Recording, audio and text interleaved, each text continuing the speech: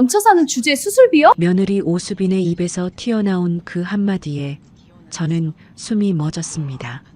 어머니가 이 집에서 뭔데요? 밥 해주고 빨래 해주고 긍휼히 봐주는 거 그게 어머니 밥값이에요. 그걸로도 모자라서 800만 원 내놓으라고요? 수빈이가 저를 노려보며 한 발짝 다가왔습니다. 사돈 박미자가 거실 소파에 앉아 팔짱을 낀 채 저를 내려다보고 있었고 제 아들 재원이는 고개를 푹 숙인 채 입 한 번 열지 못했어요. 시어머니가 분수를 알아야지. 그 말에 힘을 얻은 수빈이가 제 앞으로 한 걸음 더 다가왔습니다. 진짜 뻔뻔하시네. 어머니가 정말 이렇게 뻔뻔한 사람인 줄 몰랐어요. 짝! 수빈이의 손바닥이 제 왼쪽 뺨을 갈겼습니다. 턱이 꺾이고 고개가 돌아가면서 눈앞에 하얀 섬광이 터졌어요.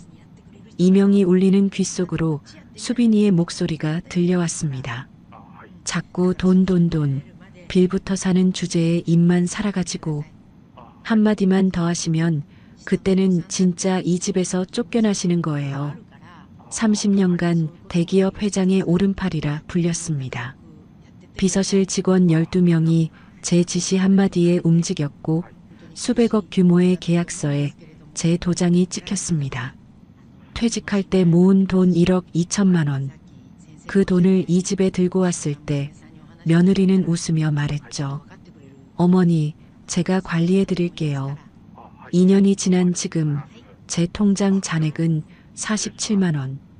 저는 이 집에서 밥값도 못하는 짐짝이 되어 있었습니다. 그런데 시청자 여러분, 수빈이는 몰랐을 겁니다. 제 밑에서 일하던 막내 비서가 지금 서울에서 가장 큰 로펌의 수석 변호사가 되어 있다는 것을. 실장님, 모든 준비가 끝났습니다. 이제 어떻게 하시겠습니까? 저는 20년 만에 그 이름을 불렀습니다. 김 비서, 계획대로 끝내버려. 오늘은 64 전직 대기업 비서실장이 며느리에게 1억 2천만 원을 빼앗기고 사돈댁 앞에서 뺨까지 맞았는데 20년 전 후배 한 통화로 모든 것이 뒤집어진 이야기입니다. 영상 끝까지 함께 해주세요. 서울 여의도 성원그룹 본사 빌딩 43층. 해가 지지 않는 유리벽 너머로 한강이 금빛으로 일렁이던 그 층에 제 자리가 있었습니다. 회장 비서실, 실장 한정순.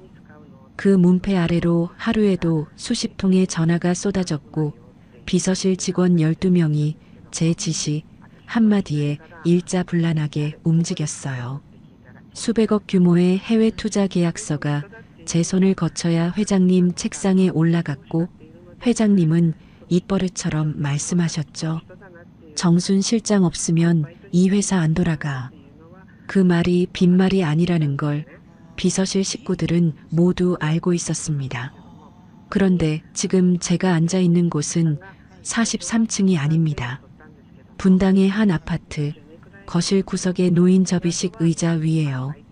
한때 수백 명의 일정을 관리하던 두 손이 지금은 퉁퉁 부은 무릎 위에서 힘없이 떨리고 있었습니다. 거실 한가운데에는 며느리 오수빈이 가져다 놓은 가죽 소파와 대형 텔레비전이 번듯하게 자리를 잡고 있었지만 제 짐이라고는 벽 쪽에 밀려난 캐리어 하나뿐이었어요. 이 집에서 제 자리가 어디인지 그 캐리어 하나가 말없이 보여주고 있었습니다. 2년 전이었습니다. 남편 한상철이 새벽에 갑자기 가슴을 움켜쥐더니 그대로 쓰러졌어요. 119가 왔을 때는 이미 늦었습니다. 심장마비. 35년을 함께 살았던 사람이 인사 한마디 없이 떠나버렸어요. 장례를 치르고 빈집에 돌아온 저는 한 달 넘게 밥을 제대로 먹지 못했습니다. 잠도 오지 않았어요. 현관문을 열면 상철 씨 구두가 보일 것 같아서 현관 쪽을 쳐다볼 수가 없었습니다. TV를 켜면 상철 씨가 좋아하던 야구 중계가 나올까봐 리모컨을 만질 수가 없었어요. 밥을 차려놓으면 습관처럼 수저를 2벌 놓고 그걸 다시 치우면서 울었습니다. 그때 아들 재원이가 찾아왔습니다.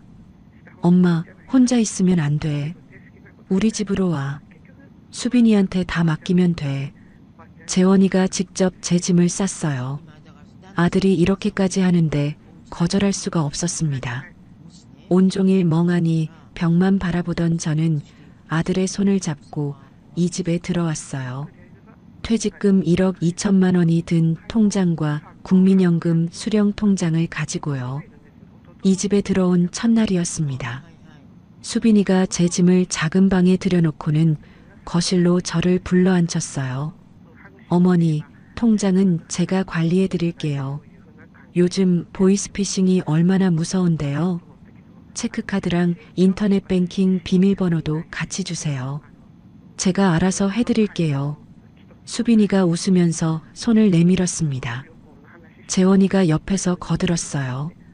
엄마, 수빈이가 꼼꼼하니까 맡겨. 우울한데 돈 관리까지 신경 쓰면 더 힘들어. 아들이 그렇게 말하는데 거절할 이유가 없었습니다. 저는 멍한 상태로 고개를 끄덕였고 수빈이 손에 통장 2개와 체크카드, 공인인증서가 담긴 저장장치까지 넘어갔어요.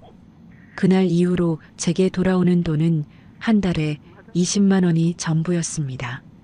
수빈이에게 생활비를 더 달라고 하면 돌아오는 대답은 늘 같았어요. 어머니 드시는 약값이랑 보험료 빠지면 남는 게 없어요. 통장 내역은 한 번도 보여주지 않았습니다. 병원에 가고 싶어도 택시비가 없어서 버스를 2번 갈아타야 했고 무릎이 아파서 약국에 가려 해도 수빈이에게 먼저 말을 해야 했어요. 1억 2천만 원이면 한 달에 20만 원이 나올 금액이 아닌데 의무는 있었지만 며느리를 의심하고 싶지 않았습니다. 아들이 믿으라고 했으니까요. 이 집에 들어온 지 2년째 되던 해 가을이었습니다. 무릎 통증을 더 이상 참을 수가 없었어요. 계단을 오르내릴 때마다 뼈가 부딪히는 소리가 났고 아침에 일어나면 무릎이 2배로 부풀어 있었습니다. 혼자 정형외과를 찾아갔어요. 의사 선생님이 엑스레이 사진을 모니터에 띄워놓고 고개를 절레절레 흔들었습니다. 어머님, 연골이 거의 다 닳았습니다. 인공관절 수술을 하셔야 해요. 안 하시면 6개월 안에 걷기가 어려워집니다. 수술비가 얼마냐고 물었어요. 약 800만 원 정도 보시면 됩니다. 800만 원. 제 돈이 1억 2천이나 있는데 800만 원을 쓸 수 없는 처지라니. 그날 밤 저는 작은 방 천장만 바라보며 뜬 눈으로 밤을 새웠습니다. 어떻게 꺼내지? 수빈이가 뭐라고 할까? 다음 날 저녁이었습니다. 식탁에 수빈이가 차려놓은 저녁이 올라왔어요. 수빈이와 재원이, 손녀 은유리까지 자리에 앉았고 저는 숟가락을 들었다가 내려놓기를 3번이나 반복했습니다. 저기, 수빈아. 수빈이가 고개를 들었어요. 오늘 병원에 다녀왔는데 무릎 수술을 해야 한다고 하더라. 수술비가 800만 원이래. 식탁 위의 공기가 순식간에 얼어붙었습니다. 수빈이가 젓가락을 탁 내려놓았어요. 얹혀 사는 주제의 수술비요? 어머니 수술비 800만 원이면 은율이 영어 학원비 1년치예요. 어머니는 이 집에서 밥 먹고 잠자는 것만으로도 감사하셔야 하는 거 아니에요? 재원이를 쳐다봤습니다. 아들은 고개를 푹 숙인 채 밥알만 굴리고 있었어요. 은율이가 불안한 눈으로 엄마와 할머니를 번갈아 쳐다봤습니다. 저는 더 이상 아무 말도 할 수 없었습니다. 그 주 토요일 수빈이의 친정어머니 박미자의 생신이었습니다. 수빈이가 아침 일찍 저를 깨웠어요. 어머니, 오늘 우리 엄마 생신이에요. 잡채하고 불고기 준비 좀 해주세요. 거실 청소도요. 저는 아침 6시부터 부엌에 서서 잡채 당면을 삶고 불고기 양념을 재우고 전을 부쳤습니다. 무릎이 비명을 질렀지만 쉴 수가 없었어요. 점심 무렵 박미자와 수빈이 친척 서너 명이 도착했습니다. 정성껏 차린 음식이 큰 식탁에 올라갔지만 제 자리는 없었습니다. 의자가 모자라다는 이유였어요. 저는 부엌 한쪽에 서서 밥을 먹었습니다. 거실에서 웃고 떠드는 소리가 부엌까지 밀려왔고 설거지를 하는 제 손끝이 파르르 떨렸습니다. 식사 후 친척들이 하나둘 돌아가고 거실에는 박미자와 수빈이, 재원이, 저만 남았습니다. 지금 아니면 기회가 없다. 저는 조심스럽게 입을 열었어요. 수빈아, 저번에 이야기한 수술건인데. 말이 채 끝나기도 전에 수빈이의 눈이 치켜 올라갔습니다. 저번에도 말씀드렸잖아요. 얹혀 사시는 주제에 돈 달라는 말씀 좀 그만하세요. 박미자가 소파에 팔짱을 끼고 앉은 채 입을 열었어요. 사돈이 분수를 알아야지. 그 말에 힘을 얻은 수빈이가 제 앞으로 한 걸음 다가왔습니다. 어머니 진짜 뻔뻔하세요. 남의 집에 얹혀 살면서 800만 원을 내놓으시라고요? 어머니가 정말 이렇게 뻔뻔한 분인 줄 몰랐어요. 짝! 수빈이의 손바닥이 제 왼쪽 뺨을 갈겼습니다. 턱이 꺾이고 고개가 돌아가면서 눈앞에 하얀 섬광이 터졌어요. 뒤늦게 재원이가 소파에서 벌떡 일어났습니다. 수빈아, 그게 전부였어요. 아들은 그 한마디를 겨우 짜내고는 그 자리에 서서 굳어버렸습니다. 이명이 울리는 귓속으로 수빈이의 목소리가 파고들었습니다. 뺨을 때리더니 이제는 존댓말도 벗어던졌어요. 자꾸 돈, 빌부터 사는 주제에 입만 살아가지고 한마디만 더 하면 그때는 진짜 이 집에서 쫓겨나는 거야. 박미자가 고개를 끄덕이며 한마디 더 얹었습니다. 집에서 밥 먹여주는 것만도 감사할 줄 알아야지. 저는 얼얼한 뺨을 부여잡은 채 현관 쪽으로 한 발짝, 두 발짝 물러났습니다. 재원이는 끝내 저를 따라오지 않았어요. 그날 밤이었습니다. 저는 작은 방 구석에 쪼그리고 앉아 부은 뺨을 거울에 비춰봤습니다. 손바닥 자국이 벌겋게 올라와 있었어요. 거울 옆 서랍장 위에 성원그룹 비서실에서 받은 공로패가 놓여 있었습니다. 30년 헌신에 감사드립니다. 성원그룹 비서실장 한정순. 금빛 글씨를 손끝으로 쓸었습니다. 30년을 바쳐서 이 꼴이냐? 한정순, 너는 지금 뭐가 된 거냐? 거실 쪽에서 수빈이의 밝은 목소리가 들렸습니다. 여보, 다음 주 발리 비행기표 끊었어. 은유리는 어머니한테 맡기면 되잖아. 재원이의 대답은 들리지 않았습니다. 저는 공로패를 가슴에 안고 불을 껐어요. 어둠 속에서 뺨이 욱신거렸습니다. 수빈이와 재원이가 발리로 떠난 날 인천공항까지 배웅을 나간 것은 저 혼자였습니다. 수빈이는 출국장 앞에서 은유리를 제게 넘기며 말했어요. 어머니, 은유리 학원 시간표 냉장고에 붙여놨어요. 영어 학원은 화목 3시, 피아노는 월수금 4시예요. 늦으시면 안 돼요. 저한테 아이를 맡기면서도 인사 한마디 없었습니다. 재원이가 뒤에서 엄마 은유리 잘 부탁해라고 말하고 수빈이 뒤를 따라 출국장으로 사라졌어요. 은유리가 제 손을 꼭 잡았습니다. 할머니, 엄마 아빠 언제 와? 금방 온다. 우리 은유리. 공항 로비에서 손녀의 작은 손을 잡고 서 있는데 일주일이라는 시간이 까마득하게 느껴졌어요. 여행을 떠나놓고도 수빈이는 매일 영상통화를 걸어왔습니다. 화면 속에서 수빈이는 수영장이 보이는 리조트 테라스에 앉아 과일 주스를 마시고 있었어요. 은유라, 오늘 학원 숙제 다 했어? 은유리와 이야기를 마친 수빈이가 저를 쳐다봤습니다. 어머니, 냉장고에 있는 거 함부로 드시지 마세요. 위카는 은유리 유기농이에요. 내가 손녀 밥 해주고 빨래 해주고 학원까지 데려다 주는데 냉장고도 함부로 열지 말라는 거냐? 속에서 뜨거운 것이 치밀었지만 화면 속 은유리가 보고 있었기에 저는 고개만 끄덕였습니다. 수빈이가 없는 일주일 동안 저는 은유리의 아침밥을 차리고 학원에 데려다주고 데려오고 저녁을 차리고 재우는 것을 반복했어요. 무릎이 아팠지만 은율이 앞에서 내색할 수 없었습니다. 목요일 오후였어요. 영어 학원이 3층에 있었는데 계단을 올라가다가 무릎에서 뚝 하는 소리가 났습니다. 다리에 힘이 빠지면서 몸이 앞으로 쏠렸어요. 은율이 손을 놓치지 않으려고 난간을 움켜잡았지만 그대로 무릎을 꿇고 말았습니다. 할머니, 할머니 괜찮아? 은율이가 울음을 터뜨렸어요. 괜찮아. 할머니 좀 쉬면 돼. 억지로 웃어 보였지만 무릎에서 올라오는 통증이 눈앞을 하얗게 만들었습니다.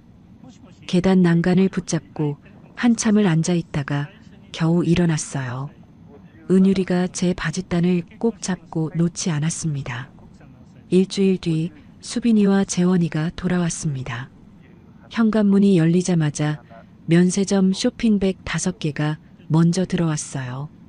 수빈이가 쇼핑백을 거실에 내려놓으며 코를 찡그렸습니다.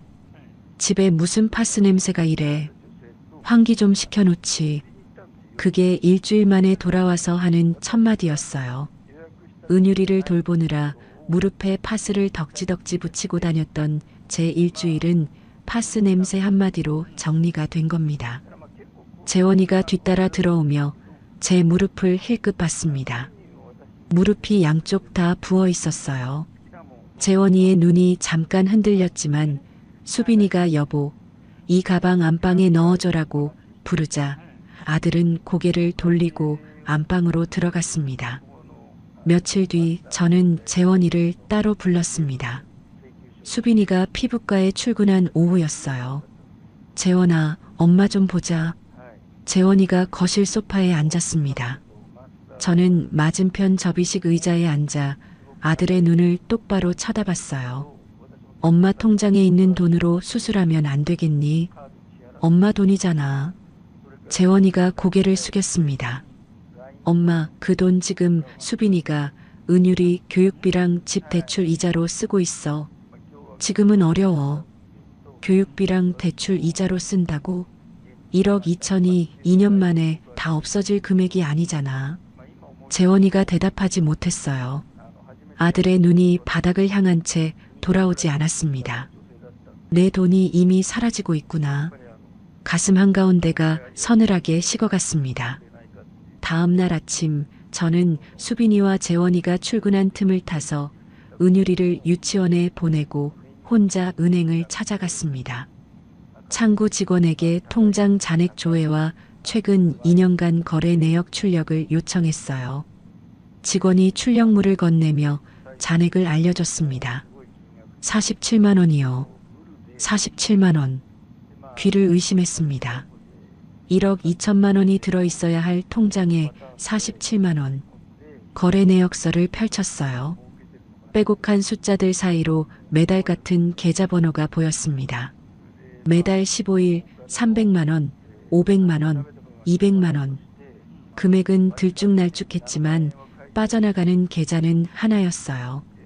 그 계좌가 누구 것인지 물어볼 필요도 없었습니다.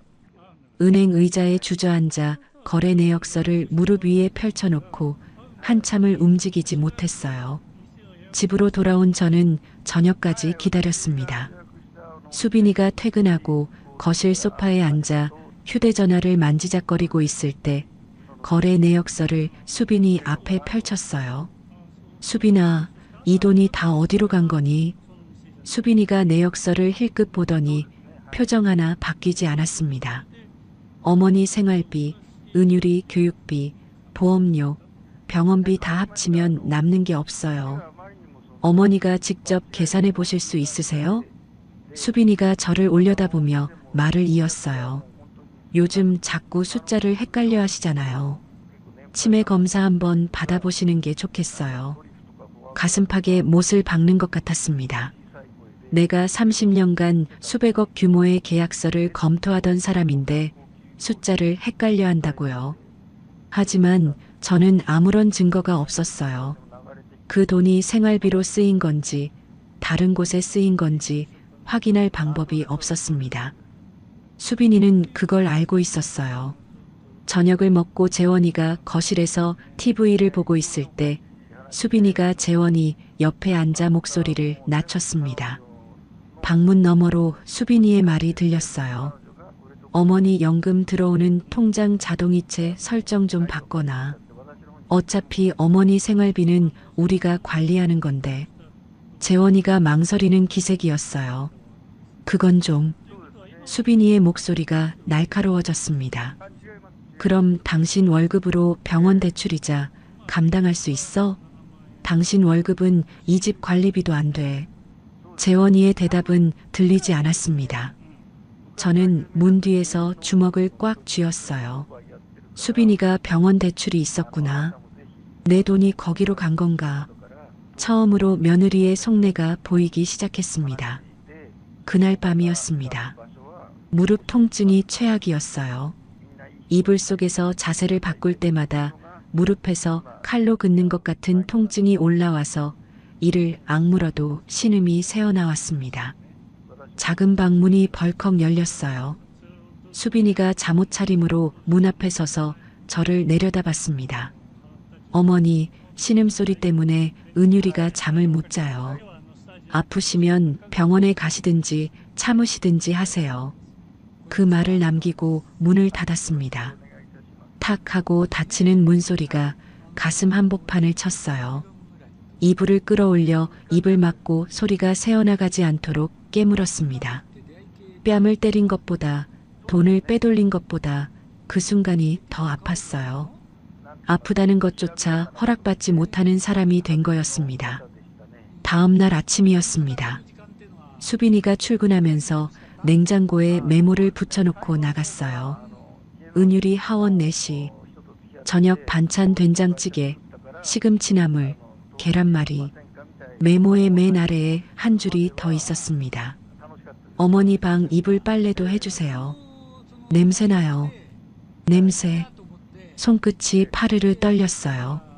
메모를 냉장고에서 떼어내며 저는 그 종이를 한참 들여다봤습니다. 저녁 늦게 은유리를 재우고 혼자 현관에 나왔어요.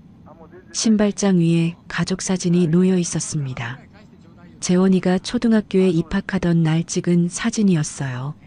상철 씨가 재원이를 목말 태우고 있었고 저는 그 옆에서 웃고 있었습니다.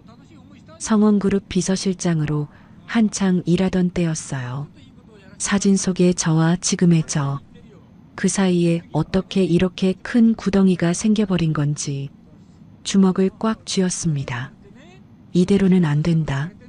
다음 주 화요일이었습니다. 은율이 영어 학원에 가는 날이었어요. 수빈이가 아침에 출근하면서 어머니, 오늘 은율이 학원 데려다 주시는 거 잊지 마세요라며 현관문을 나섰습니다.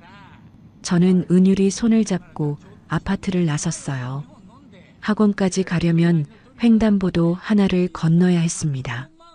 초록 신호가 켜지고 은율이와 함께 발을 내디뎠는데 횡단보도 한가운데쯤에서 왼쪽 무릎이 뚝 하고 꺾여버렸어요. 지난주 계단에서 넘어질 때보다 훨씬 심했습니다. 다리에 힘이 쭉 빠지면서 무릎이 아스팔트에 부딪혔어요. 은율이가 할머니 하고 비명을 질렀습니다. 신호가 바뀌고 있었어요. 지나가던 행인 2명이 달려와 저를 인도로 끌어올려줬고 누군가 119에 신고를 했습니다. 은율이가 제 팔을 잡고 울음을 그치지 못했어요. 할머니, 괜찮아? 할머니 일어나. 괜찮아, 은율아. 할머니 좀만 쉬면 돼. 입으로는 그렇게 말했지만 무릎에서 올라오는 통증에 눈앞이 하얘졌습니다. 구급차가 와서 저를 가까운 종합병원 응급실로 옮겼습니다. 은율이도 함께 태웠어요.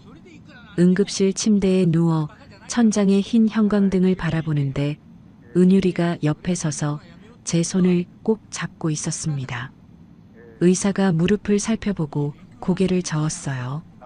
보호자분, 무릎 상태가 많이 악화됐습니다. 더 이상 수술을 미루시면 보행이 영구적으로 어려워질 수 있어요. 보호자, 응급실에 저와 은율이 뿐이었습니다. 7살 손녀가 제 보호자였어요. 은유라, 할머니 전화기 있지? 거기서 아빠한테 전화 좀 해줄 수 있어? 은유리가 제 가방에서 전화기를 꺼내 화면을 더듬었습니다. 작은 손가락으로 전화번호 목록을 눌렀는데 재원이가 아니라 다른 이름이 눌린 거예요. 최근에 성원그룹 옛 동료 모임 단체방에서 안부를 주고받으면서 통화 한번 했던 번호. 김도윤. 20년 전 비서실 막내였던 그 아이 번호였습니다. 전화기 너머로 낯익은 목소리가 들렸어요. 실장님, 무슨 일이세요? 은유리의 울음소리와 응급실의 기계 소리가 수화기로 새어나갔습니다. 실장님? 실장님, 어디세요? 지금 괜찮으신 겁니까? 도윤이의 목소리가 급박해졌어요. 은유리가 울면서 전화기에 대고 말했습니다. 할머니가 넘어졌어요. 병원이에요. 무슨 병원이야? 아가씨, 병원 이름 알아? 은유리가 응급실 벽에 붙은 병원 이름을 더듬더듬 읽어줬습니다. 전화가 끊어졌어요. 30분쯤 지났을 때 응급실 커튼이 젖혀졌습니다. 수빈이었어요. 병원에서 보호자에게 연락한 모양이었습니다. 수빈이가 들어오자마자 은유리에게 달려가 안으며 말했어요. 은유라, 괜찮아? 안 다쳤어? 은유리를 위아래로 살피고 나서야 수빈이가 저를 쳐다봤습니다. 어머니, 은유리가 얼마나 놀랐는지 아세요? 어머니가 은유리를 데리고 다니시면서 이런 일을 만드시면 어떡해요? 제가 쓰러진 이유는 묻지 않았어요. 저보다 먼저 은유리를 걱정한 건 당연하다 쳐도 제게 돌아온 건 걱정이 아니라 질책이었습니다. 수빈이가 의사를 붙잡고 말했어요. 수술은 저희가 생각해 볼게요. 오늘은 응급 처치만 해주세요. 제 수술을 제가 결정하지 못하는 겁니다. 침대에 누운 채 천장만 바라봤어요. 내 몸인데, 내 돈인데, 내가 왜 저 사람한테 허락을 받아야 하는 거지? 수빈이가 은유리를 데리고 응급실을 나간 뒤였습니다. 커튼 너머에서 급한 발소리가 들렸어요.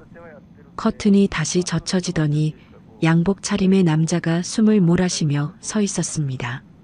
실장님, 그 한마디에 가슴이 쿵 내려앉았어요. 김도윤.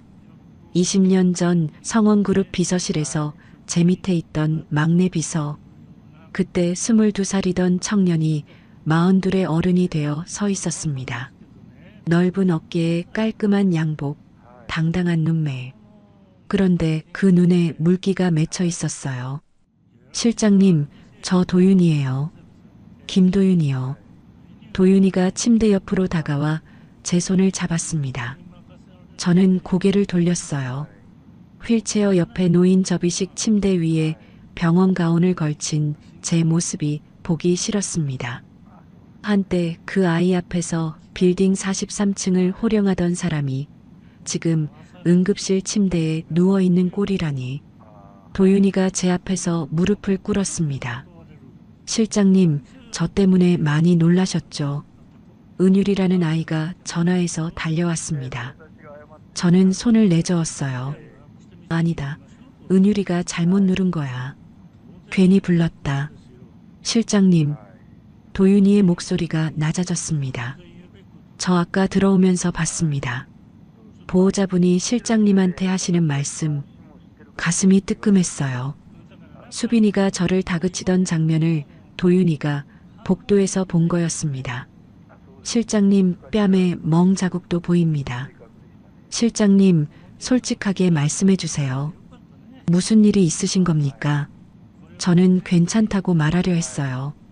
입을 열었는데 괜찮다는 말 대신 눈물이 먼저 쏟아졌습니다.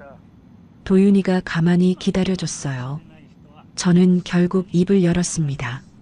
남편이 세상을 떠난 뒤 우울증에 빠져 아들 집에 들어온 일, 통장을 넘긴 일, 2년 동안 한 달에 20만 원으로 살아온 일, 통장 잔액이 47만 원밖에 남지 않은 일, 사돈댁과 아들 앞에서 뺨을 맞은 일, 한마디 한마디가 목구멍을 긁으며 나왔습니다.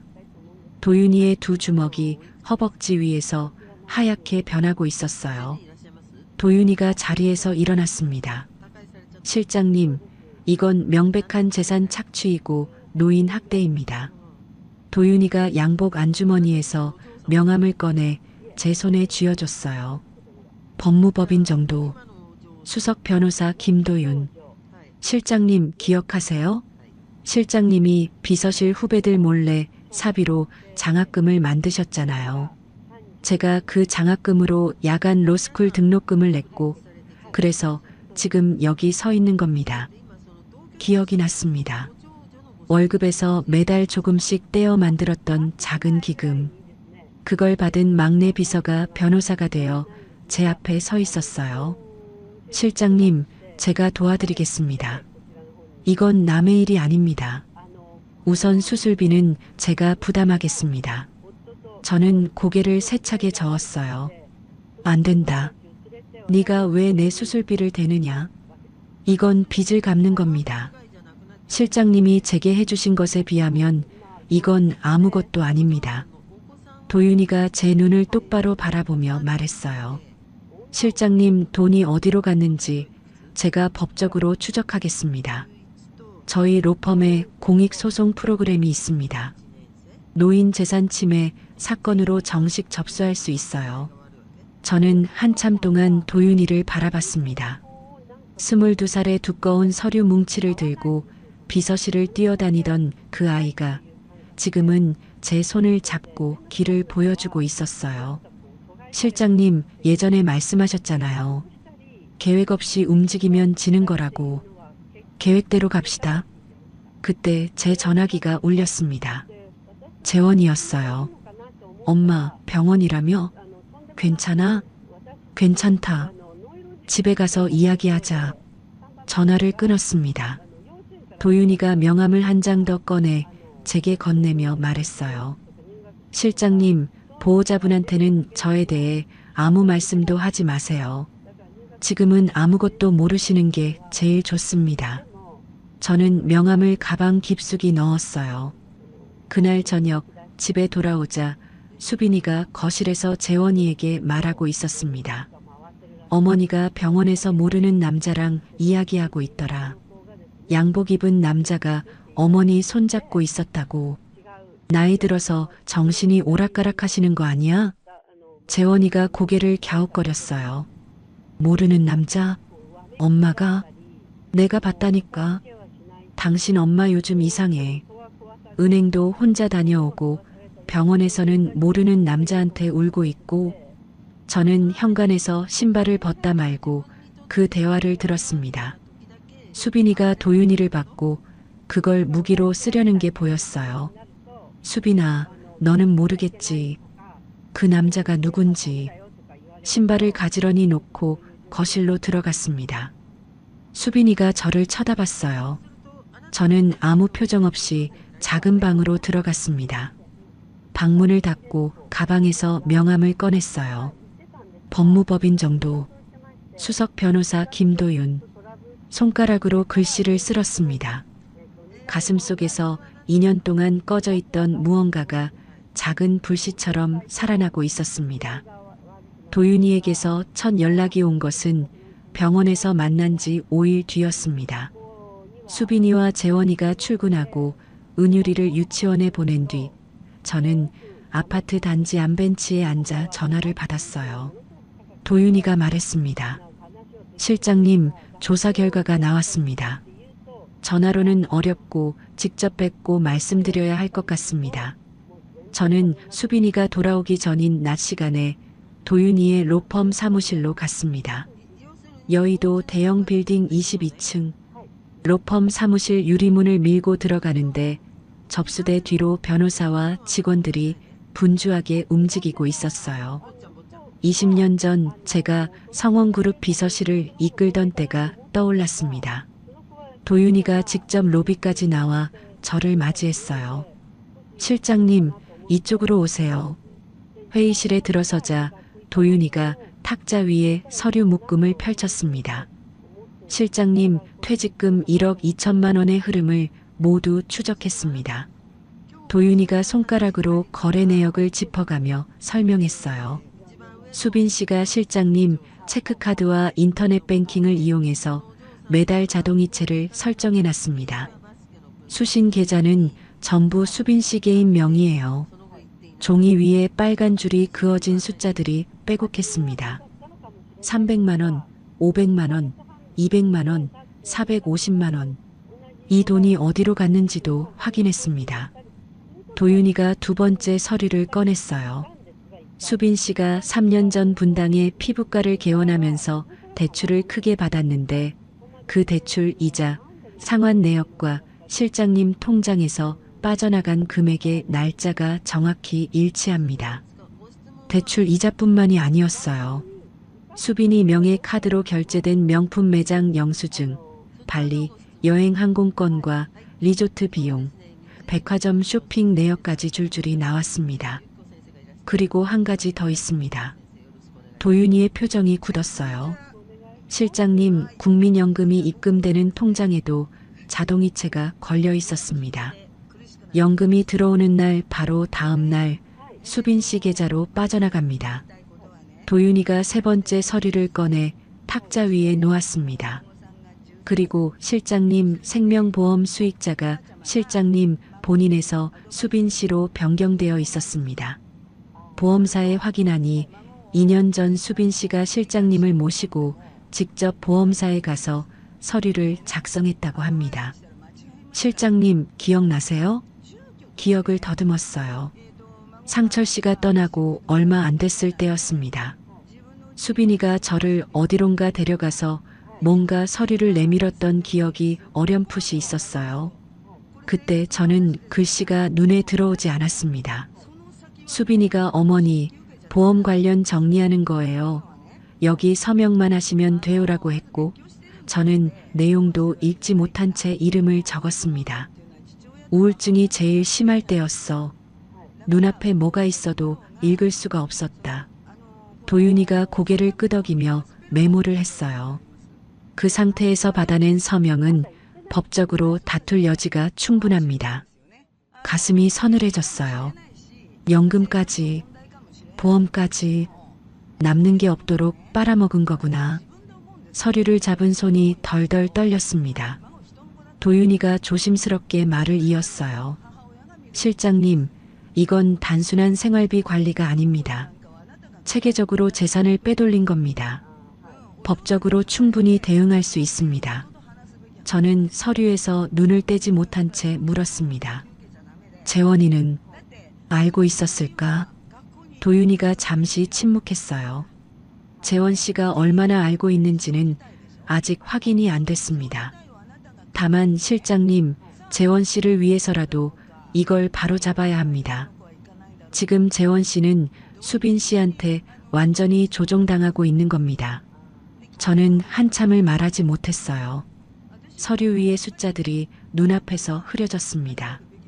재원아, 네가 엄마한테 맡기라고 했잖아. 너도 알고 있었던 거니? 도윤이가 서류를 정리하며 말했습니다. 실장님, 우선 수술부터 하셔야 합니다. 몸이 건강해야 싸울 수 있습니다. 수술비는 제가 내겠습니다. 나중에 수빈 씨한테서 돌려받으면 됩니다.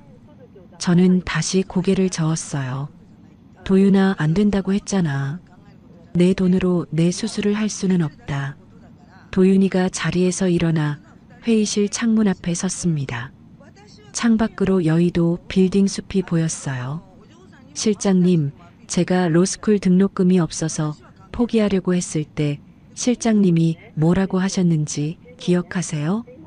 기억나지 않았습니다. 포기하면 끝이다. 살아남아야 다음이 있다. 그렇게 말씀하셨습니다. 그래서 지금 제가 여기 있는 겁니다. 실장님이 저를 사람으로 만들어주셨으니까 이제 제가 실장님을 지키겠습니다. 저는 더 이상 거절할 수 없었습니다. 2주 뒤 도윤이가 잡아준 병원에서 인공관절 수술을 받았습니다. 수술 당일 아침 도윤이가 직접 차를 몰고 와서 저를 병원까지 데려다 줬어요. 수술실 문 앞에서 저는 도윤이를 쳐다봤습니다. 도윤아, 네가 없었으면 나는 그 집에서 걷지도 못하는 사람이 됐을 거다. 도윤이가 고개를 숙이며 답했어요. 실장님, 수술 잘 받으세요. 나오시면 좋은 소식 준비해 놓겠습니다. 간호사가 수술실 문을 열었고 저는 안으로 들어갔습니다. 수술은 성공적이었어요. 병원에서 일주일간 회복하는 동안 수빈이는 피부과가 바빠서 시간이 안 된다는 핑계를 대며 한 번도 병문안을 오지 않았습니다. 대신 재원이에게 전화를 걸어 추궁했어요. 재원이가 병문안을 왔을 때 말했습니다. 엄마, 수빈이가 자꾸 물어봐. 수술비를 어디서 구한 거냐고. 걱정 마라. 내일이다. 엄마, 그래도 800만 원이 작은 돈이 아닌데 혹시 사채 쓴 거 아니야? 재원이의 눈에 걱정이 담겨 있었어요.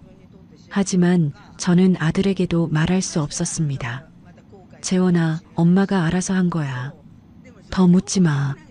재원이가 입을 다물었습니다. 미안하다, 재원아.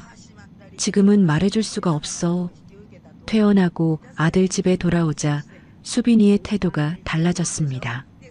대놓고 구박을 하던 것과는 다른 종류의 변화였어요. 수빈이가 저를 살피기 시작한 겁니다. 제가 거실에서 전화를 받으면 부엌에서 귀를 기울이고 있었어요. 제가 외출 준비를 하면 어머니, 어디 가세요? 라고 반드시 물었습니다. 한 번은 제가 화장실에 간 사이에 제 휴대전화가 거실 탁자 위에 놓여 있었는데 나와보니 전화기 위치가 미묘하게 바뀌어 있었어요. 수빈이가 제 전화기를 들여다본 겁니다. 다행히 도윤이와의 통화 기록과 문자는 매번 지우고 있었습니다. 도윤이가 처음부터 당부한 것이었어요. 실장님, 통화 기록은 반드시 삭제하세요. 낌새를 주시면 안 됩니다. 저는 비서실장 시절의 감각을 하나씩 되살렸습니다. 30년간 회장님의 비밀 일정을 관리하고 외부에 새어나가면 안 되는 정보를 다루던 그때의 긴장감이 돌아왔어요. 수빈이 앞에서는 여전히 무릎 아프고 기운 없는 시어머니 역할을 했습니다. 재활 운동을 간다며 집을 나서서 도윤이를 만났고 병원 검진을 간다며 로펌에 들렀어요. 그러던 중 도윤이에게서 다시 연락이 왔습니다. 실장님, 놀라운 게 하나 더 나왔습니다. 로펌 회의실에서 도윤이가 새 서류를 꺼내 놓았어요. 수빈 씨가 실장님 돈만 빼돌린 게 아닙니다. 재원 씨 월급 통장에도 자동이체가 걸려 있었습니다. 서류에는 재원이의 월급 통장에서 매달 자동이체로 빠져나간 내역이 찍혀 있었어요. 재원이 월급에서 30만 원만 남기고 나머지 전부가 수빈이의 병원 운영 자금 계좌와 투자 계좌로 빠져나가고 있었습니다. 재원 씨도 실장님과 똑같은 상황입니다. 한 달에 30만 원으로 살고 있었어요. 재원이도 수빈이한테 당하고 있었구나. 아들이 왜 그토록 아내 눈치를 보며 아무 말도 못했는지 그 이유가 비로소 보였습니다. 도윤이가 물었어요. 실장님, 이 사실을 재원 씨에게 알리시겠습니까? 재원 씨를 실장님 편으로 끌어오면 힘이 됩니다. 저는 고개를 저었습니다. 아직은 안 된다. 재원이가 지금 이걸 알면 수빈이한테 바로 들킬 거다. 그 아이는 숨기는 게 안 되는 성격이야. 도윤이가 고개를 끄덕였어요. 알겠습니다. 그러면 재원 씨 건도 함께 묶어서 한 번에 정리하는 방향으로 가겠습니다. 저는 회의실 창밖을 바라봤습니다. 여의도 빌딩 사이로 햇빛이 비치고 있었어요. 20년 전 43층에서 내려다보던 풍경과 같은 하늘이었습니다. 도윤이가 탁자 위에 서류를 가지런히 정리하며 말했습니다. 실장님, 모든 준비가 끝났습니다. 금융거래 추적 자료, 자동이체 설정 내역, 수빈 씨 명의의 소비 증빙, 보험 수익자, 변경 이력까지 전부 확보했습니다. 이제 어떻게 하시겠습니까? 저는 서류 묶음을 내려다봤습니다. 1억 2천만 원의 행방이 한 장 한 장에 박혀 있었어요. 도윤이가 제 대답을 기다리고 있었습니다. 저는 고개를 들었어요. 20년 만에 비서실장의 눈으로 도윤이를 똑바로 쳐다봤습니다. 김 비서, 계획대로 끝내버려. 도윤이가 허리를 고추 세우며 답했어요. 네, 실장님. 챕터 5 반격. 도윤이가 움직이기 시작한 것은 김 비서, 계획대로 끝내버려라고 말한 지 3일 뒤였습니다. 그날 오후 수빈이의 분당 피부과로 내용 증명이 배달됐어요. 발신인은 법무법인 정도, 수석 변호사 김도윤. 내용은 명확했습니다.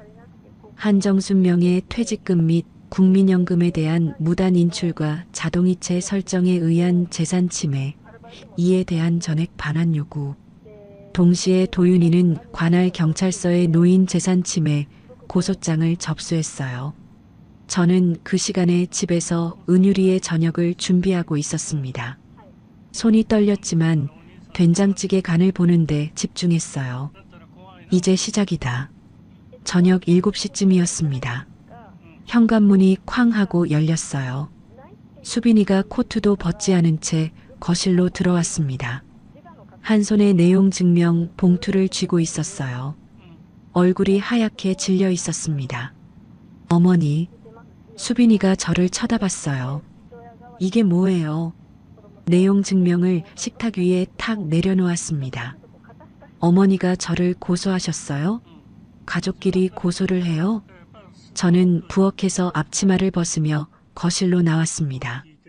수빈이와 눈을 마주쳤어요. 예전에 저라면 고개를 숙였을 겁니다. 하지만 이제는 아니었어요. 수빈아, 가족이면 가족답게 대접했어야지. 내 돈 빼돌리고 사돈댁이랑 내 아들 앞에서 내 뺨을 때리는 게 가족이냐? 수빈이의 눈이 커졌습니다.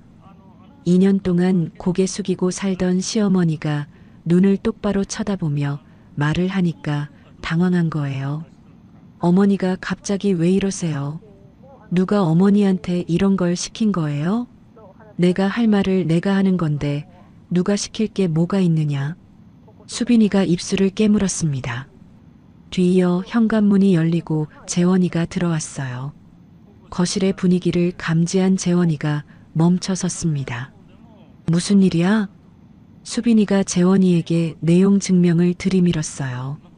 당신 엄마가 나를 고소했어.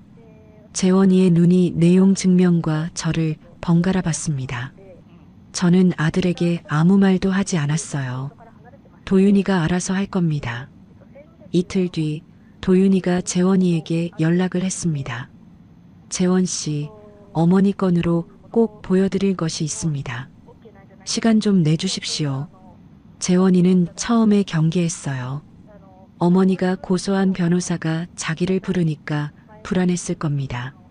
하지만 도윤이가 재원 씨 편에서 드리는 말씀입니다라고 하자 재원이는 퇴근 후 로펌으로 왔습니다. 도윤이가 회의실 탁자 위에 서류를 펼쳐놓았어요. 재원 씨, 이것은 어머니 퇴직금 1억 2천만 원의 거래 내역입니다. 재원이가 서류를 집어들었습니다.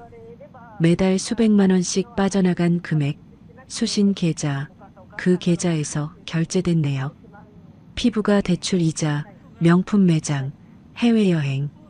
재원이의 얼굴이 한 장 한 장 넘길 때마다 일그러졌어요. 이게 수빈이가 한 거야? 네. 수빈 씨가 어머니의 체크카드와 인터넷 뱅킹을 이용해서 매달 자동이체를 걸어 놓았습니다. 2년 동안 어머니 통장에 남은 돈은 47만 원입니다. 재원이가 서류를 탁자 위에 내려놓았습니다. 두 손이 떨리고 있었어요. 내가 엄마한테 수빈이한테 맡기라고 했는데 재원이의 목소리가 갈라졌습니다. 내가 그렇게 말 안 했으면 엄마가 통장을 안 넘겼을 거 아니야. 도윤이가 아무 말 없이 재원이를 바라봤어요. 재원이가 두 손으로 얼굴을 감쌌습니다. 며칠이 지났습니다. 도윤이가 재원이를 다시 불렀어요. 재원 씨, 한 가지 더 보셔야 할 것이 있습니다. 도윤이가 탁자 위에 새 서류를 놓았습니다. 이건 재원 씨 본인의 월급 통장 거래 내역입니다. 재원이가 서류를 펼쳤어요. 매달 월급이 들어온 다음 날 30만 원만 남기고 나머지가 수빈이의 병원 운영 자금 계좌와 투자 계좌로 빠져나간 기록이 찍혀 있었습니다. 재원이의 눈이 커지더니 이를 악물었어요. 이건 나도 몰랐어. 수빈이가 월급 관리해준다고 해서 맡겼는데. 도윤이가 조용히 말했습니다. 재원 씨도 어머니와 같은 방식으로 당하신 겁니다. 재원이가 자리에서 벌떡 일어났어요. 나한테도 이런 짓을 하고 있었어? 회의실에 재원이의 목소리가 울렸습니다. 어머니의 돈을 빼돌린 것에 대한 죄책감에 자기 자신도 당하고 있었다는 분노가 겹치면서 재원이의 얼굴이 새빨개졌어요. 도윤이가 재원이에게 말했습니다. 재원 씨, 지금 화내실 때가 아닙니다. 어머니와 재원 씨 두 분 다 피해자입니다. 힘을 합치셔야 합니다. 재원이가 주먹을 쥔 채 고개를 끄덕였습니다. 그 무렵 수빈이가 친정어머니 박미자에게 연락을 했어요. 박미자가 제게 전화를 걸어왔습니다. 사돈 나야. 수빈이한테 이야기 들었는데 이러시면 안 돼요. 가족 간의 고소라니. 수빈이가 어디 남이에요. 저는 전화기를 꽉 쥐었어요. 사돈어른, 제 뺨 맞는 거 보시면서 아무 말 안 하시던 분이 이제 와서 가족 타령이세요? 전화기 너머로 박미자가 할 말을 잃은 게 느껴졌습니다. 그때 사돈어른이 사돈이 분수를 알아야지라고 하셨죠. 분수를 알아야 할 사람이 누군지 이제 곧 아시게 될 겁니다. 저는 전화를 끊었어요. 손가락이 떨렸지만 가슴은 뜨거웠습니다. 도윤이가 법적 절차를 진행하면서 동시에 제 통장의 자동이체를 전부 해지했습니다. 체크카드도 재발급받았고 인터넷 뱅킹 비밀번호도 새로 설정했어요. 2년 만에 제 이름으로 된 통장을 온전히 돌려받은 겁니다. 은행 창구에서 새 체크카드를 받아 손에 쥐는데 손끝에서 미세한 떨림이 올라왔어요. 통장을 펼쳐봤습니다. 잔액 47만 원, 1억 2천만 원이 47만 원이 되어 있었어요. 숫자를 한참 들여다봤습니다. 한정순, 이 47만 원부터 다시 시작하는 거다. 수빈이도 가만히 있지 않았습니다. 수빈이가 변호사를 선임하여 맞대응에 나섰어요. 수빈이 측 변호사가 주장한 내용은 이랬습니다. 시어머니가 자발적으로 생활비 관리를 요청하였고 이체된 금원은 가족 공동생활비 및 교육비로 사용된 것이다. 하지만 도윤이가 확보한 증거들이 그 주장을 무너뜨렸어요. 수빈이 개인 계좌에서 결제된 명품 매장 영수증, 발리 리조트 비용, 피부가 대출 이자 상환 내역, 어떤 것도 가족 공동생활비라고 볼 수 없는 것들이었습니다. 수빈이 측 변호사도 증거를 살펴본 뒤 표정이 굳었어요. 도윤이가 제게 전화로 알려줬습니다. 실장님, 수빈 씨 측 변호사가 합의를 권유하기 시작했습니다. 상대가 흔들리고 있어요. 재원이가 저를 찾아왔습니다. 수빈이가 피부과에 가고 은유리를 유치원에 보낸 오전이었어요. 현관문을 열고 들어온 재원이가 거실에 선 채로 저를 바라봤습니다. 아들의 눈이 빨갛게 부어 있었어요.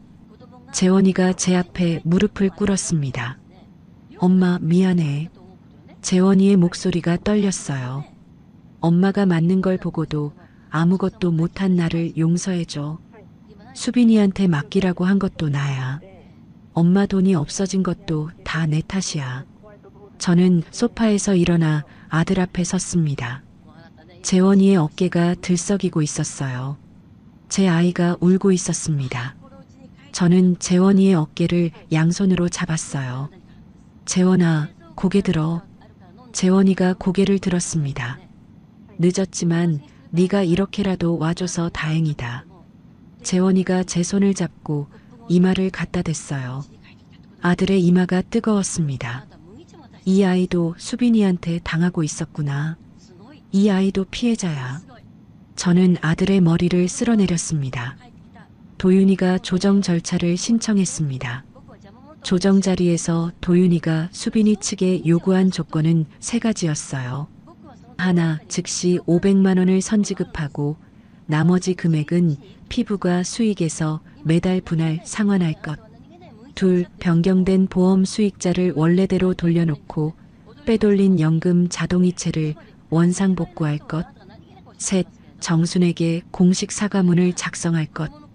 도윤이가 덧붙였습니다. 이 조건을 거부하실 경우 재산 침해권에 대한 형사 고발과 함께 이혼 소송을 진행하겠습니다. 수빈 씨의 피부과 의원과 사회적 체면에 어떤 영향이 갈지는 직접 판단하시기 바랍니다. 수빈이가 의자에 앉아 입술을 깨물고 있었어요. 수빈이 측 변호사가 수빈이 귀에 대고 뭔가 속삭였습니다. 수빈이의 얼굴이 붉어졌다가 하얘졌다가를 반복했어요. 조정이 성립됐습니다. 수빈이는 즉시 500만 원을 선지급하고 나머지는 피부과 수익에서 매달 일정 금액을 제게 상환하기로 했어요. 빼돌린 연금 자동이체도 원상복구하고 보험 수익자도 다시 제 이름으로 되돌렸습니다. 공식 사과문도 작성했어요. 재원이는 수빈이와의 이혼을 결심했습니다. 조정이 끝난 날 오후 저는 도윤이와 함께 부동산을 돌아봤습니다. 분당에서 버스로 새 정거장 거리에 있는 작은 원룸이었어요. 선지급받은 500만 원으로 보증금을 넣고 월세를 감당할 수 있었습니다. 도윤이가 물었어요. 실장님, 여기가 괜찮으세요? 원룸 창문으로 오후 햇살이 들어오고 있었습니다. 넓지 않았어요. 거실과 부엌이 하나로 붙어 있었고 방은 하나뿐이었습니다. 하지만 이 공간 전체가 온전히 제 것이었어요. 여기로 하자. 계약서에 이름을 적었습니다. 한정순. 2년 만에 제 이름으로 된 공간이 생겼어요. 그날 밤 원룸에서 첫 밤을 보냈습니다. 짐이라고는 캐리어 하나와 성원그룹 공로패가 전부였어요. 이불을 깔고 누우니 천장이 낯설었습니다. 아들 집 작은 방 천장과는 달랐어요. 여기서는 아무도 신음소리를 타박하지 않았고 냉장고를 열어도 눈치를 볼 사람이 없었습니다. 이불 냄새가 난다고 매물을 붙이는 사람도 없었어요. 조용했습니다. 창밖에서 바람 소리만 들렸어요. 저는 천장을 바라보며 오랫동안 눈을 감지 못했습니다. 무서워서가 아니었어요. 2년 만에 처음으로 아무도 눈치 보지 않고 숨을 내쉴 수 있다는 것이 가슴 깊은 곳에서 뜨거운 무언가를 밀어 올렸습니다. 눈물이 베개를 적셨어요. 원룸에서 독립생활을 시작한 지 2달이 지났습니다. 무릎 재활 치료를 꾸준히 받으면서 걸음이 제법 편해졌어요. 매주 토요일이면 재원이가 은유리를 데려왔습니다. 은유리는 현관문을 열자마자 할머니 하고 달려와 제 품에 안겼어요. 저는 은유리가 올 때마다 된장찌개를 끓였습니다. 상철 씨가 좋아하던 그 된장찌개였어요. 은유리가 밥그릇을 비우며 할머니 된장찌개가 세상에서 제일 맛있어라고 말할 때마다 가슴이 따뜻해졌습니다. 재활센터에 다녀오고 장을 보고 은유리와 토요일을 보내는 것. 소박하지만 온전히 제 것인 일상이었어요. 재원이의 이혼 소송이 본격적으로 진행되고 있었습니다. 수빈이는 이혼에 동의하지 않았어요. 피부가 대출 상황과 제게 돌려줘야 할 분할 상환금이 겹치면서 수빈이의 경제 사정이 급격히 나빠지고 있었고 이 상태에서 이혼까지 하면 더 불리해진다는 걸 수빈이도 알고 있었습니다. 도윤이가 재원이 측 변호사와 함께 이혼 소송을 준비하고 있었고 저는 그 과정을 지켜보며 하루하루를 보냈어요. 목요일 저녁이었습니다. 재활센터를 다녀와서 저녁을 준비하려던 참이었어요. 재원이에게서 전화가 왔습니다. 재원이의 목소리가 떨리고 있었어요. 엄마, 큰일 났어. 무슨 일이야? 수빈이가 은유리를 데리고 일본으로 나갔어. 숟가락을 잡고 있던 손에서 힘이 빠졌습니다. 뭐라고? 지난주에 수빈이가 은유리 학원 체험 수업이 일본에 있다고 해서 2박 3일 다녀온다길래 동의서를 써줬어. 그런데 오늘이 돌아오는 날인데 안 왔어. 재원이의 숨소리가 거칠었어요. 문자가 하나 왔어. 읽어줄게. 재원이가 문자를 읽었습니다. 은율이 양육권 포기하고 어머니 고소 취하하면 돌아갈게. 안 그러면 여기서 은율이랑 살겠어. 전화기를 쥔 손에 힘이 들어갔어요. 은율이 지난 토요일에 된장찌개를 먹으면서 할머니 다음에 또 와도 돼? 라고 물었던 그 아이. 수빈이 네가 아이를 인질로 잡은 거냐? 저는 이를 악물었습니다. 재원아, 침착해라. 지금 도윤이한테 연락할 테니까 너도 집에서 기다려. 전화를 끊고 바로 도윤이에게 전화했어요. 도윤이가 받자마자 상황을 설명했습니다. 도윤이의 목소리가 낮아졌어요. 실장님, 수빈 씨가 재원 씨 동의서를 받아서 출국한 겁니까? 그렇다. 동의서에 2박 3일이라고 기간이 적혀 있으면 그 기간을 초과한 시점부터 법적 대응이 가능합니다. 내일 아침에 바로 움직이겠습니다. 도윤이가 전화를 끊었어요. 저는 식탁 앞에 한참을 앉아 있었습니다. 은율이 얼굴이 떠올랐어요. 할머니 품에 안기던 그 작은 몸. 할머니 된장찌개가 세상에서 제일 맛있어라고 외치던 목소리. 눈앞이 뿌옇게 흐려졌습니다. 도윤이가 다음날 아침부터 움직였어요. 가사 전문 변호사와 협의하여 은유리에 대한 양육권 보전 처분을 법원에 신청했습니다. 동시에 재원이의 동의서에 기재된 2박 3일을 초과한 시점부터 수빈이의 미기국이 양육권 침해에 해당한다는 내용의 법적 통보를 수빈이에게 발송했어요. 재원이가 공항 출입국 기록을 확인하니 수빈이는 친정어머니 박미자와 함께 출국한 것으로 확인됐습니다. 도윤이가 저와 재원이에게 말했어요. 수빈 씨는 아이를 협상 카드로 쓰려는 겁니다. 우리가 흔들리면 수빈 씨의 뜻대로 되는 겁니다. 그날 밤이었습니다.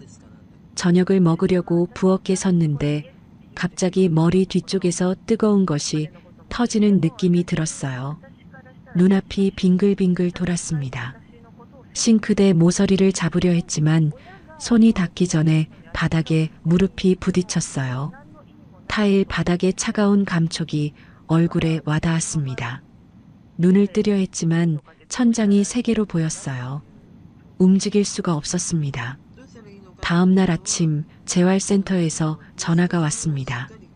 예약 시간에 제가 나타나지 않자 센터 직원이 확인 전화를 걸었고 전화를 받지 않자 119에 신고를 해줬어요. 구급대원이 원룸문을 열었을 때 저는 부엌 바닥에 쓰러진 채 의식이 흐릿한 상태였습니다. 병원 응급실로 옮겨졌어요. 눈을 떴을 때 하얀 천장이 보였습니다. 팔에 수액줄이 꽂혀 있었어요. 의사가 제 옆에 서 있었습니다. 한정순 환자분, 정밀 검사 결과 뇌혈관에 작은 혈전이 발견됐습니다. 혈전. 가슴이 철렁 내려앉았어요. 보호자분 말씀으로는 남편분이 심장마비로 돌아가셨다고요? 네. 가족력이 있으시네요. 혈관 쪽으로 취약한 체질이십니다. 지금 당장 위험한 상황은 아니지만 약물 치료를 시작해야 합니다. 스트레스를 줄이시고 정기 검진을 반드시 받으셔야 해요. 상철 씨도 혈관이었어. 나도 같은 거야. 천장을 바라봤습니다. 상철 씨가 새벽에 가슴을 움켜쥐고 쓰러지던 그 장면이 눈앞에 떠올랐어요. 나도 그렇게 되는 건가? 은율이 얼굴도 못 보고 가는 건가? 손이 떨렸습니다. 도윤이가 병실로 달려왔어요. 실장님, 괜찮으세요? 괜찮다. 큰 건 아니래. 큰 건 아니라니요. 쓰러지셨잖습니까? 도윤이의 눈에 걱정이 가득했어요. 도윤이가 재원이에게도 연락했지만 재원이는 수빈이와 은율이 문제로 경찰서와 변호사 사무실을 오가고 있어서 바로 올 수 없었습니다. 병실에 저와 도윤이 둘만 남았어요. 저는 천장을 바라보며 말했습니다. 도윤아, 솔직히 무서웠다. 부엌에서 쓰러졌을 때 이대로 눈 못 뜨면 어쩌나 싶었어. 도윤이가 아무 말 없이 제 손을 잡았습니다. 상철 씨가 떠난 것도 이렇게 갑자기였거든. 새벽에 옆에서 쓰러지는데 아무것도 못했어. 나도 그렇게 되면 은율이한테 인사도 못하는 거야. 도윤이가 제 손을 꽉 쥐었어요. 실장님, 그런 일은 안 일어납니다. 제가 옆에 있으니까요.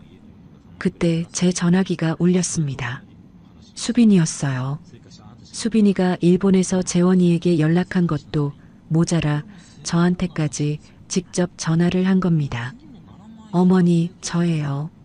수빈이 목소리가 전화기 너머로 들렸습니다. 조건 아시죠? 이혼 소송 취하하고 고소 취하하시면 은율이 데리고 돌아갈게요.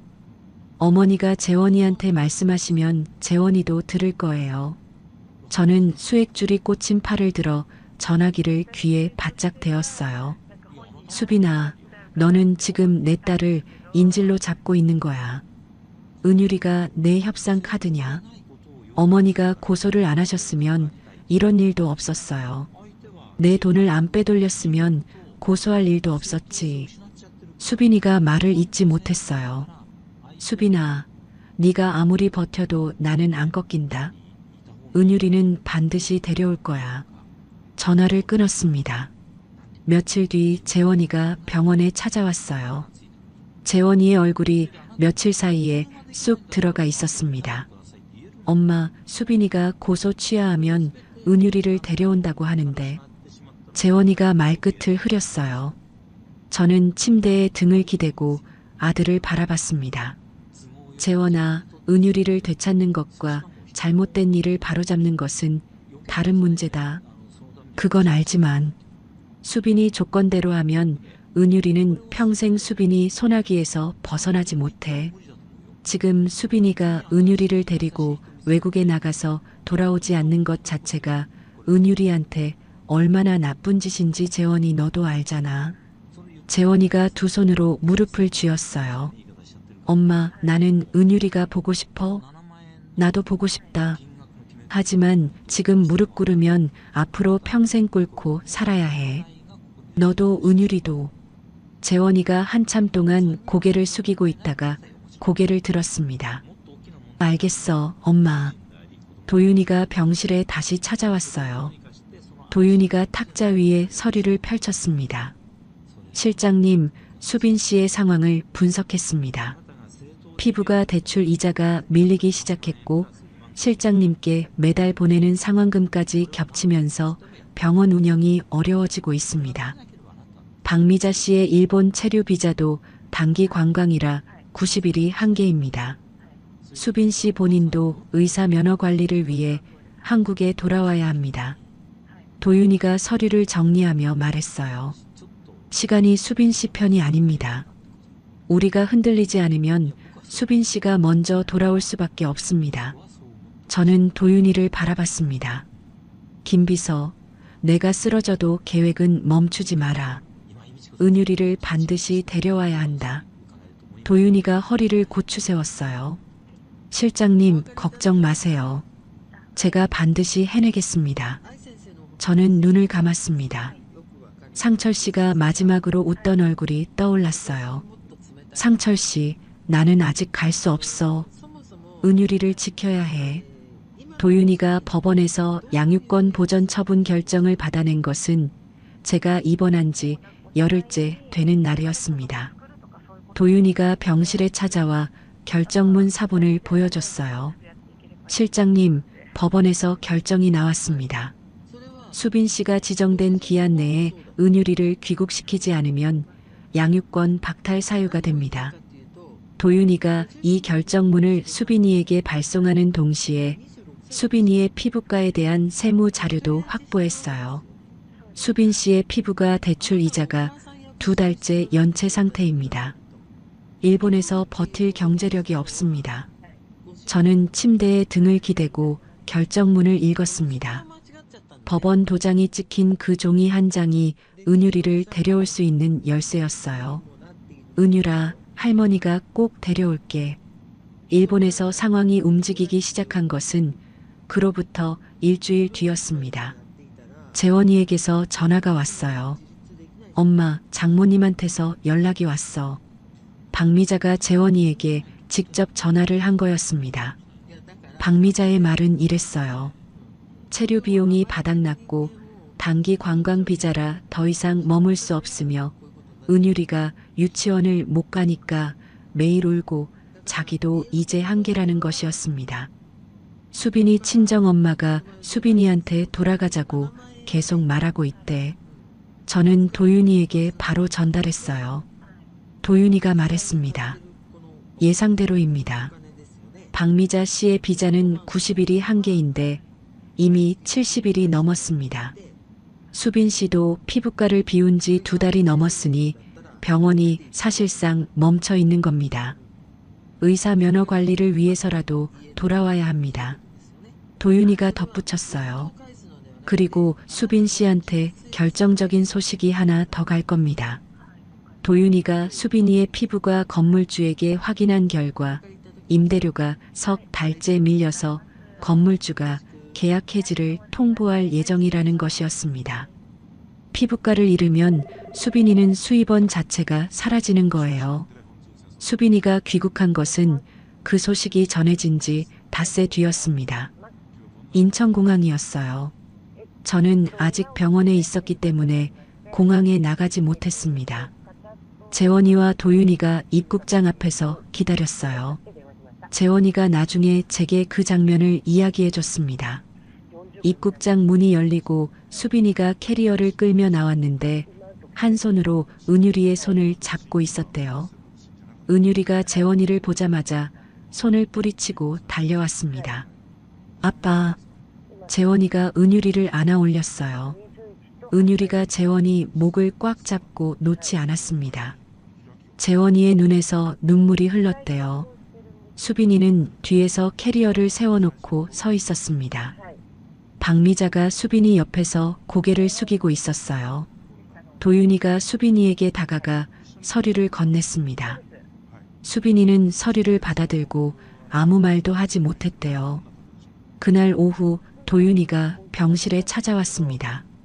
실장님, 은유리가 돌아왔습니다. 저는 베개에 얼굴을 묻었어요. 눈물이 쏟아졌습니다. 오랫동안 울었어요. 도윤이가 옆에서 아무 말 없이 기다려줬습니다. 한참 뒤에 고개를 들었어요. 도윤아, 고맙다. 도윤이가 미소를 지었습니다. 실장님, 아직 끝난 거 아닙니다. 마무리가 남았어요. 저는 혈전용의 치료를 받으며 2주간 더 입원했습니다. 의사가 퇴원 전에 말했어요. 약물 치료에 잘 반응하고 계십니다. 다만 스트레스를 줄이시고 반드시 3개월마다 정기 검진을 받으세요. 남편분 가족력이 있으니 꾸준한 관리가 중요합니다. 저는 고개를 끄덕였어요. 살아야 한다. 은유리를 봐야 하고 재원이 곁에 있어야 하니까. 수빈이는 귀국 후 사면 초가에 빠졌습니다. 이혼 소송과 재산 상환은 계속 진행 중이었고 노인 학대건에 더해 재원이 동해 기간을 초과하여 아이를 귀국시키지 않은 것까지 겹쳤어요. 수빈이 측 변호사가 수빈이에게 경고했습니다. 더 이상 싸우시면 양육권은 완전히 빼앗기시고 형사처벌까지 받으실 수 있습니다. 그 무렵 박미자에게서 뜻밖의 전화가 왔어요. 저한테 건 전화가 아니라 재원이한테 건 전화였는데 재원이가 제게 전해줬습니다. 박미자가 재원이에게 물었대요. 재원아, 수빈이가 사돈한테서 돈을 얼마나 가져간 거냐? 재원이가 금액을 이야기하자 전화기 너머로 박미자가 소리를 질렀대요. 1억이 넘어? 미쳤어. 그 많은 돈을? 내가 수빈이를 그렇게 안 키웠는데. 박미자가 수빈이에게 전화해서 네가 시어머니한테 그러니까 이 꼴이 된 거다. 고소를 당해도 싸다라며 처음으로 딸을 질책했다고 합니다. 수빈이에게 유일한 아군이었던 친정어머니마저 등을 돌린 거예요. 도윤이가 최종 합의안을 제시했습니다. 조건은 4가지였어요. 하나, 기존 조정에서 합의한 분할 상환을 계속 이행할 것. 둘, 빼돌린 연금 자동이체 원상복구와 보험 수익자 변경을 유지할 것. 셋, 은유리의 양육권을 재원에게 이양할 것. 넷, 정순에게 가족 앞에서 공식 사과를 할 것. 도윤이가 덧붙였어요. 이 조건을 수락하지 않으시면 형사고발을 진행합니다. 수빈이 측 변호사가 수빈이에게 수락을 권유했습니다. 수빈이는 이틀을 끌다가 결국 합의안에 서명했어요. 사과는 재원이 집 거실에서 이루어졌습니다. 저는 퇴원한 지 사흘째 되는 날이었어요. 거실에 재원이와 도윤이가 앉아 있었고 수빈이가 현관에서 들어왔습니다. 2년 전 이 거실에서 제 뺨을 후려치던 수빈이가 같은 거실에 서 있었어요. 수빈이가 제 앞에 섰습니다. 고개를 숙였어요. 어머니, 제가 잘못했습니다. 수빈이의 목소리가 작았습니다. 저는 한동안 수빈이를 바라봤어요. 2년 전 이 자리에서 얹혀 사는 주제의 수술비요? 라고 소리치던 그 얼굴이 떠올랐습니다. 빌부터 사는 주제에 입만 살아가지고라며 제 뺨을 때리던 그 손이 지금은 축 늘어져 있었어요. 저는 입을 열었습니다. 수빈아, 나는 이 집에서 사람 대접을 받고 싶었을 뿐이다. 그게 제가 할 수 있는 전부였어요. 더 많은 말을 할 수 있었지만 하지 않았습니다. 이미 끝난 일이었으니까요. 이혼이 확정됐습니다. 재원이가 은유리의 단독 양육권을 갖게 됐어요. 수빈이는 피부과로 돌아갔고 매달 상환금을 보내왔습니다. 정리가 끝난 날 도윤이가 저를 찾아왔어요. 실장님, 이제 편하게 사세요. 저는 도윤이를 보며 말했습니다. 김비서, 아직 할 일이 남았어. 도윤이가 고개를 갸웃거렸어요. 성원그룹 때 내가 만들었던 장학기금 아직 있는지 확인해 줄 수 있겠니? 도윤이가 고개를 끄덕이며 알아보겠다고 했습니다. 며칠 뒤 도윤이에게서 연락이 왔어요. 실장님, 장학기금이 아직 운영되고 있습니다. 그리고 실장님이 도우셨던 후배들 중 3명이 지금 성원그룹 본사팀장, 계열사 이사, 그리고 공공기관 과장으로 일하고 있습니다. 전화기를 잡은 손에 힘이 들어갔어요. 제가 월급에서 조금씩 떼어 만들었던 그 작은 기금, 그 돈으로 공부한 아이들이 어른이 되어 각자의 자리에서 일하고 있었습니다. 도윤이도 그 중 하나였어요. 내 삶이 헛되지 않았구나. 전화기를 내려놓고 창밖을 바라봤습니다. 오후 햇살이 원룸 안으로 비스듬히 들어오고 있었어요. 가슴 한가운데가 따뜻해졌습니다. 이혼이 확정된 뒤 1년이 흘렀습니다. 저는 작은 빌라로 이사를 했어요. 원룸보다 방이 하나 더 있었습니다. 은유리가 놀러 왔을 때 잘 수 있는 방이 필요했거든요. 분할 상환금이 꾸준히 들어오고 있었고 국민연금도 온전히 제 통장으로 들어왔습니다. 무릎 재활 치료를 꾸준히 받아서 이제는 계단도 천천히 오르내릴 수 있게 됐어요. 3개월마다 뇌혈관 검진도 빠지지 않았습니다. 의사가 잘 관리하고 계십니다라고 할 때마다 속으로 중얼거렸어요. 상철 씨, 나는 아직 안 갈 거야. 매주 토요일은 여전히 은유리의 날이었습니다. 재원이가 아침에 은유리를 데려다 주면 저는 아침부터 된장찌개를 끓이고 은유리가 좋아하는 계란말이를 만들었어요. 은유리가 8살이 되면서 키가 쑥 컸습니다. 현관문을 열고 들어오면서 할머니 나왔어 라고 외치는 목소리도 커졌어요. 은유리와 함께 밥을 먹고 함께 설거지를 하고 함께 TV를 보는 것. 특별한 것은 하나도 없었지만 저한테는 세상에서 가장 귀한 시간이었습니다. 재원이가 회사에서 차장으로 승진했다는 소식을 전해온 것은 봄이었어요. 재원이가 퇴근 후 빌라에 들러 제게 말했습니다. 엄마, 나 차장 됐어. 그래, 잘했다. 우리 재원이. 은율이 아빠 노릇하면서 일도 하려니까 정신이 없는데 그래도 은율이가 있으니까 버틸 수 있어. 재원이가 퇴근하면서 문 앞에서 뒤돌아봤어요. 엄마, 나 매일 저녁에 전화할게. 그 말대로 재원이는 매일 저녁 8시쯤 전화를 걸어왔습니다. 엄마, 오늘 하루 어땠어? 짧은 통화였지만 그 한마디가 하루를 마무리하는 가장 따뜻한 인사였어요. 어느 날 도윤이에게서 전화가 왔습니다. 실장님, 한 가지 제안을 드려도 될까요? 말해봐라. 저희 로펌 공익팀에서 노인 인권 사건 상담 자문을 맡아주실 의향이 있으세요? 실장님처럼 재산 침해를 당하신 어르신들의 상담을 도와주시는 겁니다. 실장님의 경험이 큰 힘이 될 겁니다. 저는 웃으며 말했어요. 도윤아, 내가 뭘 할 수 있겠니? 나는 변호사도 아니고. 실장님, 법은 저희가 합니다. 실장님은 그분들 이야기를 들어주시고 용기를 주시면 됩니다. 실장님보다 그 일을 잘하실 분이 없습니다. 며칠을 고민했어요. 수빈이에게 당하던 2년 동안 저는 내 이야기를 들어줄 사람이 한 명도 없었습니다. 도윤이를 만나지 못했더라면 저는 지금도 그 집 구석방에서 무릎을 주무르고 있었을 거예요. 나 같은 사람이 한 명이라도 줄어들면 좋겠다. 저는 도윤이에게 전화했습니다. 김비서 하겠다.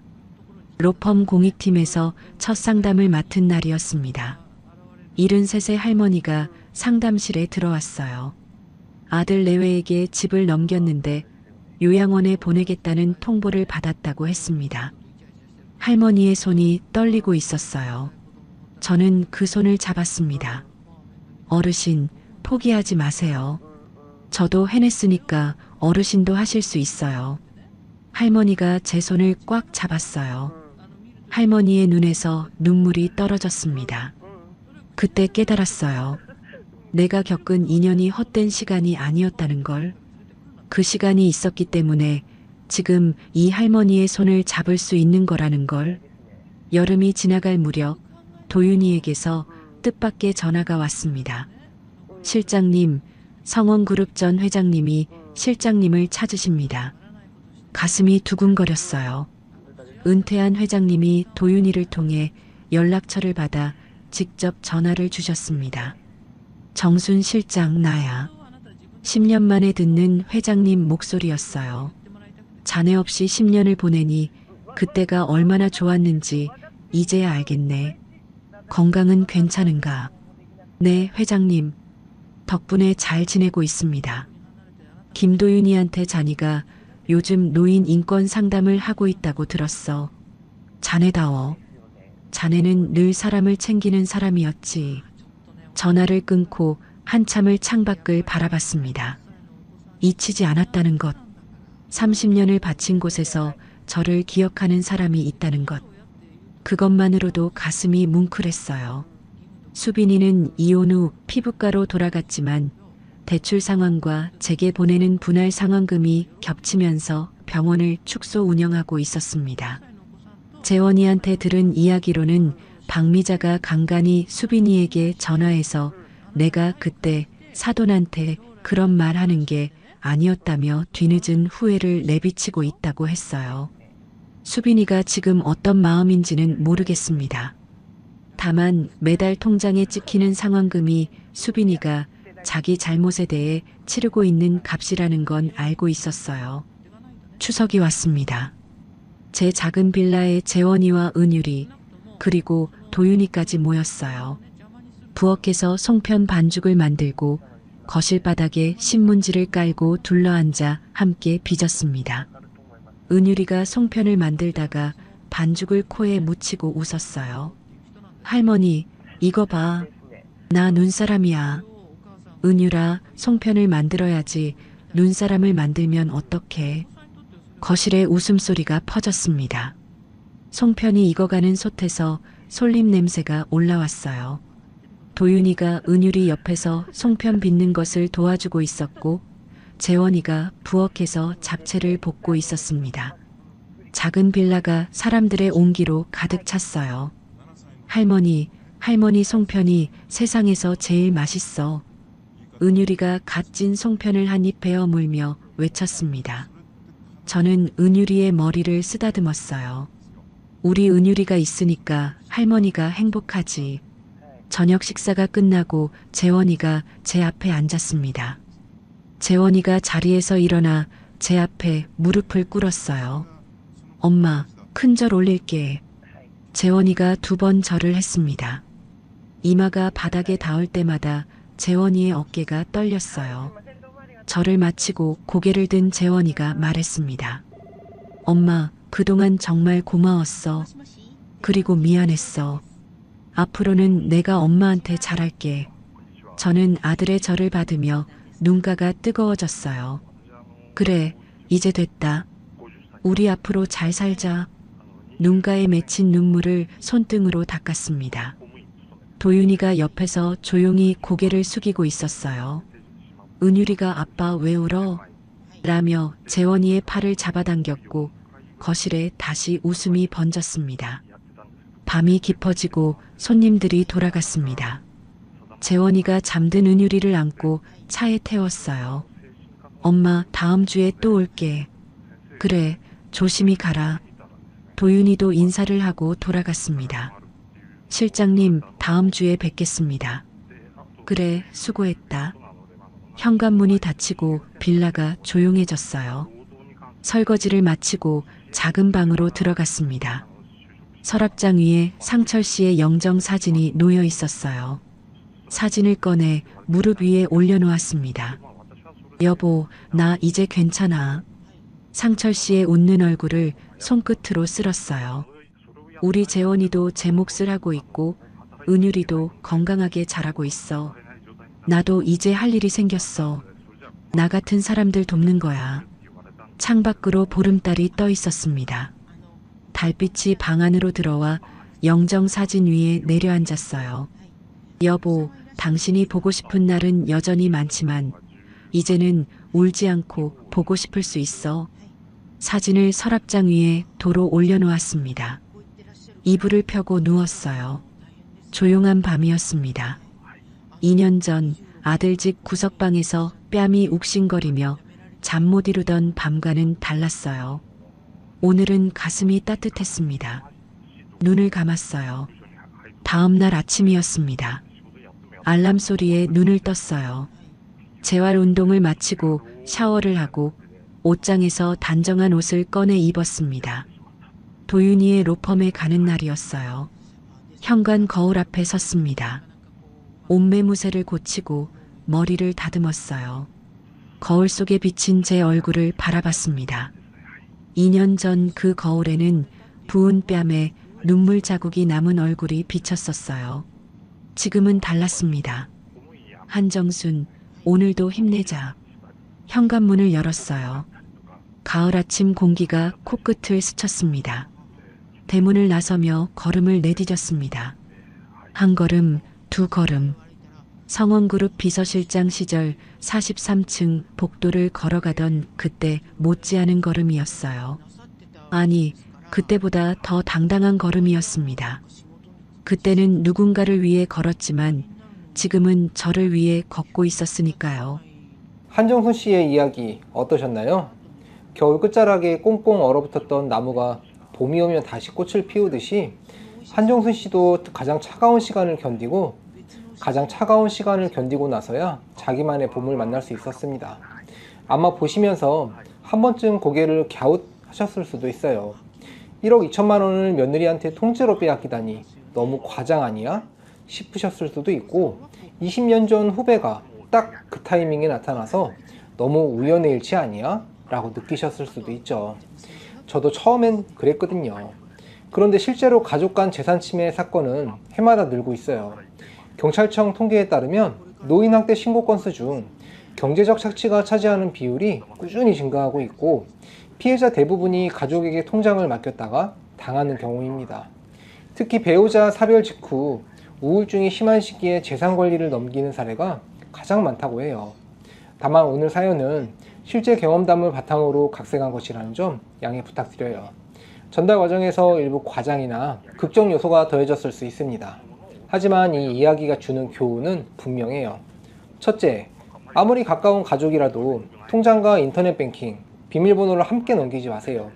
생활비를 보태주더라도 본인이 직접 이체하는 습관이 필요합니다.